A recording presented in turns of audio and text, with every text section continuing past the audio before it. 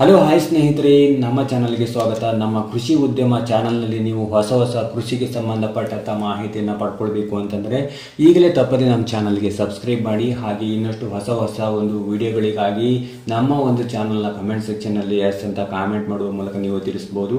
ಸ್ನೇಹಿತರೆ, ನಿಮಗೆ ಈ ಒಂದು ವಿಡಿಯೋದಲ್ಲಿ ಲಕ್ಷಗಟ್ಟಲೆ ಆದಾಯವನ್ನು ಸಂಪಾದನೆ ಮಾಡಬಹುದಾಗಿರ್ತಕ್ಕಂಥ ಒಂದು ಬೆಸ್ಟ್ ಒಂದು ಬೆಳೆಯ ಬಗ್ಗೆ ಮಾಹಿತಿಯನ್ನು ತಿಳಿಸ್ಕೊಡ್ತಾ ಇದ್ದೀನಿ. ರೈತರು ಆರಾಮಾಗಿ ತಮ್ಮ ಹೊಲದಲ್ಲಿ ಈ ಒಂದು ಬೆಳೆಯನ್ನು ಬೆಳೆದು ಉತ್ತಮವಾದ ಲಾಭವನ್ನು ಗಳಿಸಬಹುದು.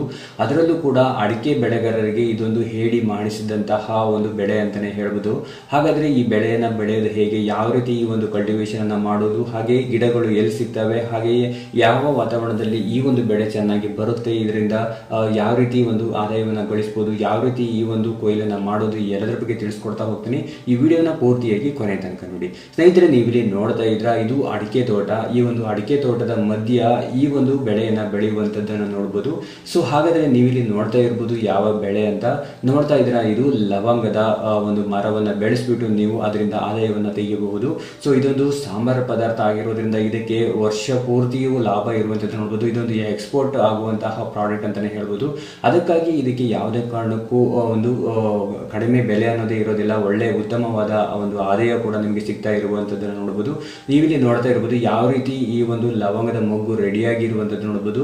ಈ ರೀತಿ ರೆಡಿಯಾದ ನಂತರ ನೀವು ಅದನ್ನ ಹೀಗೆ ಒಂದು ಕಟ್ ಮಾಡಿ ಬಿಟ್ಟು ಈ ರೀತಿ ನೋಡಿ, ಈ ಮೊಗ್ಗು ರೆಡಿ ಆಗಿರುವಂತದ್ದು. ಇದು ಫುಲ್ ಅರಳಲು ಬಿಡಬಾರದು. ಸ್ವಲ್ಪ ಒಂದು ಅರಳಿದ ತಕ್ಷಣ ನೀವು ನೀಟಾಗಿ ಅದನ್ನ ಆ ಬುಡಕ್ಕೆ ಹಿಡಿದು ಹಿಂಗೆ ಕತ್ತರಿಸ್ಬಿಟ್ಟು ಈ ರೀತಿ ಮಾಡಬೇಕಾಗುತ್ತೆ. ನೋಡ್ತಾ ಇದ್ರೆ ಇಲ್ಲಿ ಈ ರೀತಿ ಒಂದೊಂದೇ ಆ ಒಂದು ಮೊಗ್ಗಿನ ಗೊಂಚಲು ಏನಿದಿಲ್ಲ ಅದನ್ನ ಈ ರೀತಿ ಕಟ್ ಮಾಡಬೇಕಾಗುತ್ತೆ. ಇನ್ನು ಹೆಚ್ಚಾಗಿ ಈ ಒಂದು ಲವಂಗದ ಮರವನ್ನ ಎಲ್ಲಿ ಬೆಳಿಬೇಕು ಅಂತಂದ್ರೆ ಅಡಿಕೆ ತೋಟದ ಮಧ್ಯ 4 ಅಡಿಕೆ ಮರದ ಮಧ್ಯ ಈ ಒಂದು ಲವಂಗದ ಗಿಡವನ್ನು ನಟ್ರೆ ಒಂದು ಉತ್ತಮ ಒಂದು ಬೆನಿಫಿಟ್ ಅಂತಾನೆ ಹೇಳ್ಬೋದು. ಯಾಕಂತಂದ್ರೆ ಈ ಲವಂಗದ ಮರವನ್ನ ನೀವು ಮಧ್ಯ ನಟ್ಟಾಗ ಅಕ್ಕಪಕ್ಕ ಏನು ಇದರ ಒಂದು ಮೊಗ್ಗು ಬಿಡುತ್ತೆ, ಅದರಿಂದ ಅಡಿಕೆ ಮರವನ್ನ ಹತ್ತಿ ಕೊಯ್ಬೇಕಾಗತ್ತೆ. ಸೊ ಅದರಿಂದ ಇದಕ್ಕೆ ಒಂದು ಬೆನಿಫಿಟ್ ಅಂತಾನೆ ಹೇಳ್ಬೋದು. ಹಾಗೆ ಈ ಒಂದು ಮರವನ್ನ ಬೇರೆ ಎಲ್ಲಾದ್ರೂ ಒಂದೇ ಮರ ಅಥವಾ ಬೇರೆ ಬೇರೆ ಸಿಂಗಲ್ ಇರುವಂತಹ ಒಂದು ಯಾವುದೇ ರೀತಿ ಸಪೋರ್ಟ್ ಇಲ್ಲ ಅಂತಹ ಕಡೆ ನಟ್ರೆ ನೀವು ಇದರಿಂದ ಈ ಮೊಗ್ಗನ್ನ ಕತ್ತರಿಸೋದಕ್ಕೆ ಕೊಯ್ಯೋದಕ್ಕೆ ನಿಮ್ಗೆ ಕಷ್ಟ ಆಗುತ್ತೆ ಅಂತಾನೆ ಹೇಳ್ಬೋದು. ಸೊ ಈ ರೀತಿ ಅಡಿಕೆ ಮರದ ಮಧ್ಯ ನಟ್ರೆ ಅಡಿಕೆ ಮರ ಹತ್ಬಿಟ್ಟು ನೀವು ಆ ಮೊಗ್ಗುಗಳನ್ನ ನೀವು ಆರಾಮಾಗಿ ಕತ್ತರಿಸ್ಕೊಳ್ಬಹುದು, ಅದು ಕಟ್ ಮಾಡ್ಬೋದು. ಸೊ ತುಂಬಾ ಈಸಿಯಾಗಿ ಈ ಒಂದು ತೋಟದೊಳಗಡೆಗೆ ಇದು ಬೆಳೆಯುತ್ತೆ. ಹಾಗೆ ತೋಟದ ನೆರಳಿನಲ್ಲಿ ಇದು ಬೆಳೆದ್ರೆ ಇದಕ್ಕೆ ಒಂದು ಸ್ವಲ್ಪ ಮೊಗ್ಗುಗಳು ಉದುರುವಂತಹ ಸಾಧ್ಯತೆ ತುಂಬಾನೇ ಕಡಿಮೆ ಇರುತ್ತೆ. ಇದಕ್ಕೆ ಜಾಸ್ತಿ ಬಿಸಿಲು ಬಿದ್ದರೆ ಮೊಗ್ಗು ಎಲ್ಲ ಉದುರು ಹೋಗುವಂತ ಸಾಧ್ಯತೆ ತುಂಬಾ ಜಾಸ್ತಿ ಇರುತ್ತೆ ಅಂತಾನೆ ಹೇಳ್ಬೋದು. ನೋಡ್ತಾ ಇದ್ರೆ ಇಲ್ಲಿ ಯಾವ ರೀತಿ ಈ ಮೊಗ್ಗುಗಳು ಬಿಟ್ಟಿದ್ದಾವೆ. ಒಂದು ಮರದಿಂದ 3-4 kg ವರೆಗೂ ಕೂಡ ನೀವು ಆರಾಮಾಗಿ ಇಲ್ಲಿ ಒಂದು ಗಳಿಸಬಹುದು, ಫಸಲು ಬರುತ್ತೆ ಅಂತಾನೆ ಹೇಳ್ಬೋದು. ನೋಡ್ತಾ ಇದ್ರೆ ಇಲ್ಲಿ ಈ ರೀತಿ ಈ ಒಂದು ಲವಂಗದ ಒಂದು ಕಟಿಂಗ್ ಅನ್ನ ಮಾಡುವಂಥದ್ದು ನೋಡ್ಬೋದು. ಇದು ಫುಲ್ ಅರಳೋಕೆ ಬಿಡಬಾರ್ದು. ಇದು ಫುಲ್ ಅರಳಿದ್ರೆ ಮಾರ್ಕೆಟ್ ಅಲ್ಲಿ ಡಿಮ್ಯಾಂಡ್ ತುಂಬಾ ಕಡಿಮೆ ಆಗುತ್ತೆ. ಯಾಕಂತಂದ್ರೆ ಆ ಒಂದು ಫುಲ್ ಅರಳಿದ್ರೆ ಅದರ ಒಂದು ಕ್ವಾಲಿಟಿ ಅಷ್ಟೊಂದು ಇರೋದಿಲ್ಲ ಅಂತ ಅದನ್ನ ತೆಗೆದುಕೊಳ್ಳಲ್ಲ. ಸೊ ಸ್ವಲ್ಪ 1-2 ಇದು ಮೊಗ್ಗು ಅರಳಿದಾಗ ನಂತರ ಉಳಿದಿರೋವೆಲ್ಲವನ್ನು ಅಲ್ಲಿಗೆ ಕಟ್ ಮಾಡಿ ತೆಗಿಬೇಕಾಗುತ್ತೆ. ನೋಡ್ತಾ ಇದ್ರೆ ಈ ರೀತಿ ನೀವು ನೀಟಾಗಿ ಒಂದು ಕಟ್ ಮಾಡಿ ತೆಗಿಬೇಕಾಗುತ್ತೆ.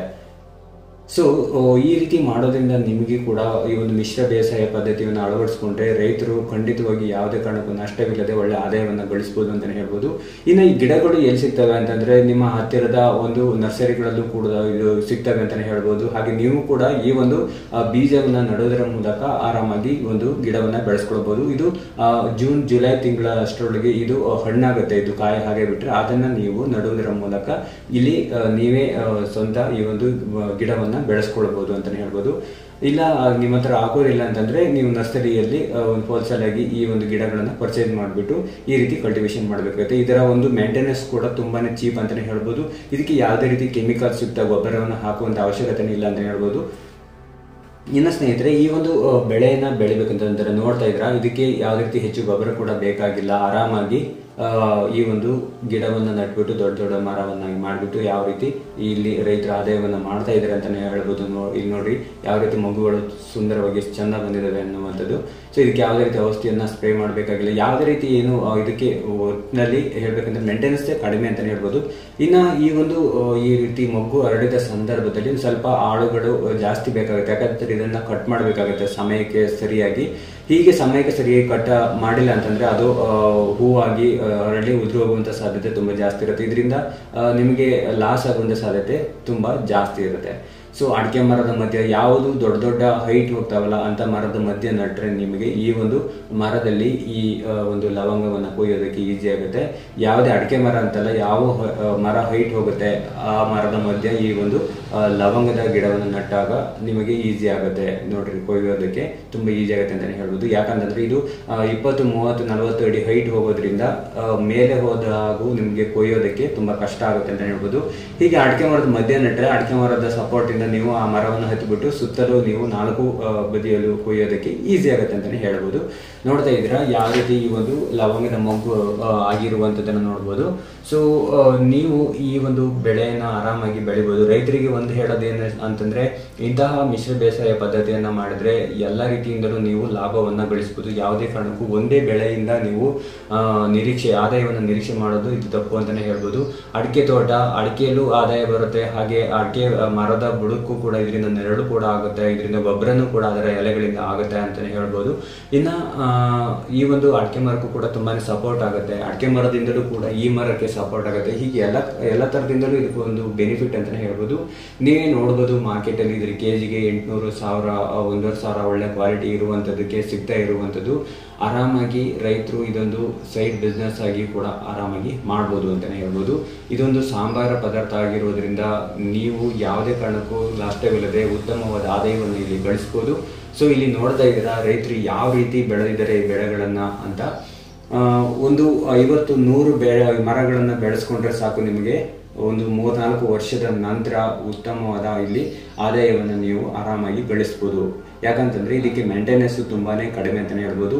ಯಾವಾಗ ಮೇಂಟೆನೆನ್ಸ್ ಜಾಸ್ತಿ ಆಗುತ್ತೆ ಅಂತಂದ್ರೆ ಅದು ಏನು ಮೊಗ್ಗು ಬಿಟ್ಟು ಕೊಯ್ಯೋದಕ್ಕೆ ಬಂದಾಗ ಮಾತ್ರ ನಿಮಗೆ ಆಳುಗಳು ಬೇಕಾಗುತ್ತೆ. ಆ ಸಂದರ್ಭದಲ್ಲಿ ಸ್ವಲ್ಪ ನೀವು ಮ್ಯಾನೇಜ್ ಮಾಡಬೇಕಾಗುತ್ತೆ. ಸೊ ನೋಡ್ತಾ ಇದ್ರೆ ಇಲ್ಲಿ ಯಾವ ರೀತಿ ಮೊಗ್ಗುಗಳು ಬಂದಿರುವಂತದ್ದು. ಇನ್ನ ಈ ಕೊಯ್ದಿರುವಂತ ಮೊಗ್ಗನ್ನ ಯಾವ ರೀತಿ ಇದನ್ನ ಡ್ರೈ ಮಾಡೋದು ಅಂತ ನೋಡೋದಾದ್ರೆ, ಇದನ್ನ ನೀವು ನೇರವಾಗಿ ಬಿಸಿಲಿನಲ್ಲಿ ಹಾಕದೆ ತಂಪಾದ ಜಾಗದಲ್ಲಿ, ಅಂತಂದ್ರೆ ಒಂದು ನೆರಳು ಇರುವಂತಹ ಸ್ಥಳದಲ್ಲಿ ಇದು ಒಣಗಿಸ್ಬೇಕಾಗತ್ತೆ. ಏನು 1-2 ದಿನದಲ್ಲೇ ಇದು ಒಣಗಿಬಿಡುತ್ತೆ. ನೆರಳು ಇರುವಂತಹ ಸ್ಥಳಾವಕಾಶದಲ್ಲಿ ಒಣಗಿಸಿದ್ರೆ ಆರಾಮಾಗಿ.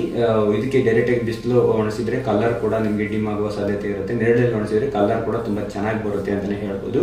ಸೊ ಮತ್ತೆ ಇದರ ಒಂದು ತೊಟ್ಟುಗಳನ್ನ ಒಂದು ಬಿಡಿಸುವುದು ಕೂಡ ತುಂಬಾನೇ ಈಸಿಯಾಗಿ, ನೋಡ್ತಾ ಇದ್ರೆ ಎಷ್ಟು ಈಸಿಯಾಗಿ ಇದು ರಿಮೂವ್ ಆಗ್ತಾ ಇರುವಂತದ್ದು.